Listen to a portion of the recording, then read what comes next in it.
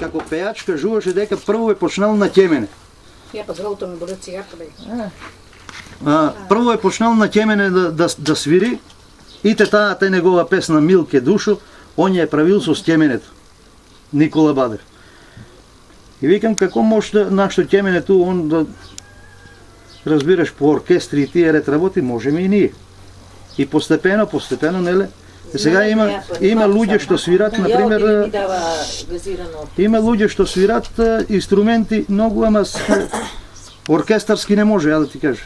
Јас се привикнах туј нешто со браќата, нешто там, нешто, а сега со синот на стрет нож да не скорне човек, ние ќе сложиме ќеменето и синтезајзер. Нема проблем. Во секој момент.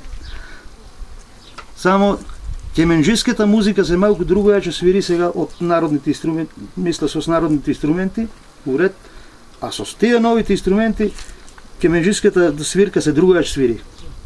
И сега нашите тапанџии може да свири со, например, хармоникаши, со кларинетисти, ама со ќеменџии не може да тупа. Нашите тапанџии сега новите што са. Треба стар тапанџии да знае, например, тупањето дали на Запојас, дали на Малешевска, дали вика тапано кара такто. А не да ти кара синтезајзеро, па тапанџијата да ти е тапанџи. Това е работа. А ќеменџиската музика додуша има свет што ситно свири, игра му прсите. Ја чичата што беше, например, покојниот, он која ќе земи и ќе речеш струја има на прст. Само дзрнка по жиците. Ама он ќе речеш спие, ако ја засвиреше, саглам музика правиш. И ептен беше ќеменџија у коска. Ти викам, това е това. А ќеменето е мала виолина. Оти виолината е, например, со 4 жица, ќеменето е со 3. Нашите ќемени.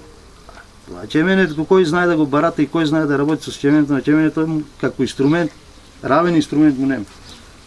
Ти нема што не може да засвири на него. Може се. Ние имаме сознание дека младите не имаат одбојност кон ќеменето и воопшто не се заинтересирани да свират на ќемени. Што би ни кажале за тоа? Па нема што да кажа, ние си немаме, например, учен кадар кој да ги подучува по децата, по младиот кадар. Ние си немаме, например, човек ќеменџија, што врвен ќеменџија, например, да знае да земе ќеменџи, да предава, да видим, да се види, да се... Сега за гајдата, например, имаме гајдарџии. За кавали, за сворчиња, за пишталка, например, ние што имаме туа тапани и тие ретработи, ама како ќеменџии многу малку сме.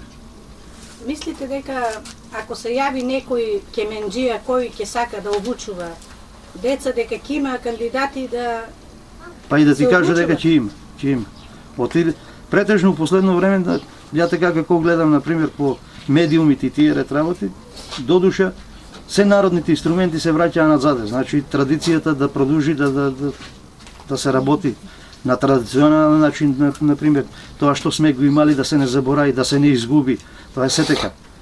Само ти викам, немаме си ние... за развој на јавната свест, за... А ние си немаме стручен кадар. Зачувување на етнотокајност и на изворните инструменти воедно. Па нормална работа. Етномузиката е една... У секоја земја се гордее со етномузиката. Тоа е така. А таа традиција треба да ја продолжим ние, тоа е нормална работа, што само ти укажувам дека ние немаме стручен кадар кој да обучува помладите, кој да ги води напред. Немаме стручен кадар. Еве, земи у Источна Македонија ќеменџија, напрсти можеш да ги изброиш, нема. И тие што ги има, тие се се самуци. Не се професионалци, например, и да земе некој да ги учи. Тоа е работа. Од тука испаѓа, например, дека никој не може сам да се научи ако не е видел и ако не е научил. А јака сме се научили? Ние сме се научили од нашите стари. Свирел, некој земал. Еве, вие многу убаво свирите иако сте самоук. И дека нема професионалист на ќемене кој што ќе обучува. Меѓутоа, сите ќеменџии се бават со душа и со срце и ја прават мелодијата на ќемене многу успешно, така да според мене ако не сите збирно, барем 1/3 би биле во можност да обучуваат некој. По мое, недостига иницијатива или ете од некој да биде потикнато едно такво обучување за да се подучуваат млади. Па добро, така е. Така е. Сега, например, јас сум нормална работа пензионер, еве. Последните 2-3 години. Земах пензија, пензионер сум. Со собросите, например, нешто покрај куќата, стока, нешто тојте, нешто војте. И да ти кажам, многу малку има младите да желба, а од друга страна, младите ќе ме учиш ќеменџија. А има некои, например, што сака да бидат. А додуша не ме ни знаат дека сам ќеменџија. Никој не е тражил да го подучи. Ете, ние Тоа е тоа. дојдовме до сознание и еве денеска бевме ваши гости, фала ви многу. И фала ви на вас за посетата. Па ќе се видиме и друг пат. Може. Јас сум Гавриловски Ванчо, од село Моштица. Роден сум во Штип. Живеа од дете во Моштица. Свира на ќемене од дете. Учење од башта ми. Нешто од други чуено ту, онде ја разбираш ли, и така, самоук свирач. Ќеменцето е од башта ми. Он го е заменил за цели комплет гајди, која си убил раката како млад. Некогаш стинал си раката и сменил гајдите комплет, бил гајдарџија, дал гајдите за ќеменето. Тоа ќемене е поколението му е од Трнарето и од Каменица доселени во Моштица некојаш одамна. И тие заедно се свирели, некои си Методија и башта ми Јордан. А ќеменето, башта ми е кажувал дека е направено, например, од гробиштата, од некој беграм имало, од некој стебло. Ја од детека, кога земаа го ќеменето, реновираа го малку, дотерав, разбираш ли, и си продолжи да си одржавам традицијата и да биде ќеменџија, ама за своја душа. Не сам настапувал никаде. Дојдоа свето да ме понудат, разбираш ли, али здрави живот, па за своја душа сам ќеменџија. Толку има за тоа ќемене да се каже, разбираш. Традиција. Што ќе ни отсвирите сега? Ајде да ни отсвирите. Па мога да отсвира нешто онака што си свира за своја душа. Не, ја повеќе така ората и повеќе свира, сино пое. Ја не мога да поја, да ти кажа. Додека да се сложа, а токој. А така мога да отсвира некој Малешевското, тоа што си знам. Мога да отсвира, например, ситната каменичката од Чичами, што сам ја учил и од башта ми. Таа нешто мешовина едно со циганчици и ситно каменичко. Добро, ајде да чуеме се.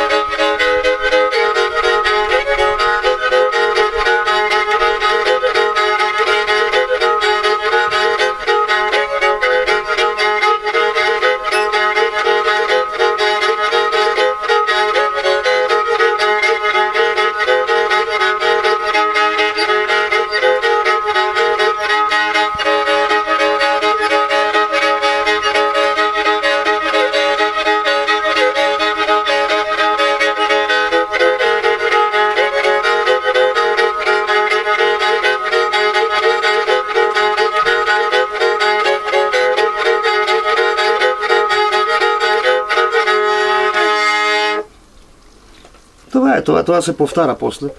Неле, тие за свирките. Може е песна специфична, например, од нашиот крај. Има многу.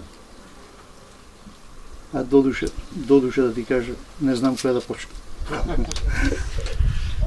А има многу песни. Многу ора. Па ќе се истакнем здрави живот. Кој ќе дојдем? Ќе ги понаучиме, ќе дотераме. Ајде да чуваме некоја свирка сега. Свирка? Па ако сакате и песна може да, например, да свира, Да. нормална работа, ама... Ма не мога да поја.